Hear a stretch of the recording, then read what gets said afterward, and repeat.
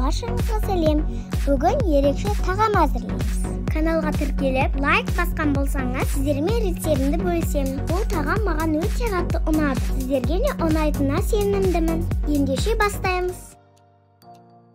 Ұсақтап туралған қырыққабатымызға тартылған ет және пияз саламыз. Дәміне қарай тұз, қара бұрыш, кориандр саламыз.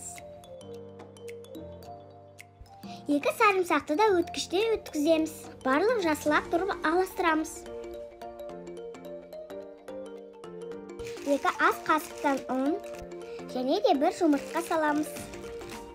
Тағы да жақсылап аластырамыз.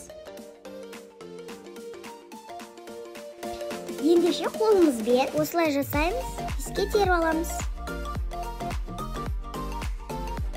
Котлеттеріміздің ортасын дәл осылай ашып аламыз. Ендеше қызып тұрған пеште 20 минуттай пісіріп аламыз.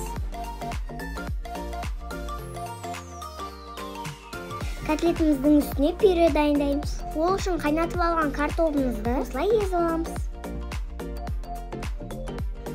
Үккіште өткізілген ірімшігімізді саламыз. Үстіне аздаған сүт қоямыз.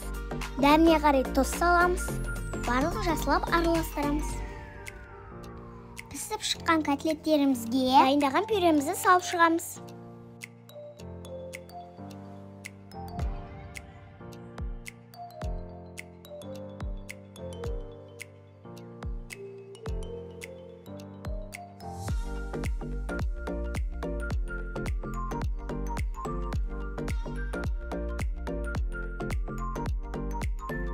Мінекей дайын, енді соус дайындаймыз.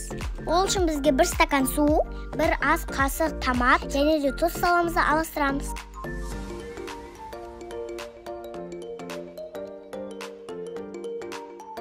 Дайын соусымызды үстіне қойып шығамыз.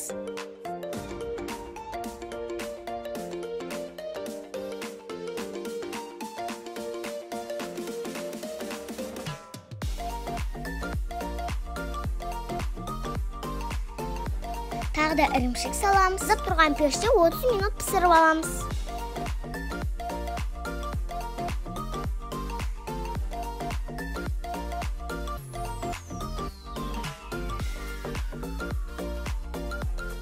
Тамағымыз дайын. Барлықтарыңызға ас болсын. Міндетті түрде әзірлеп көріңіздер. Каналға тіркеліп, лайк басып қолдап кетіңіздер.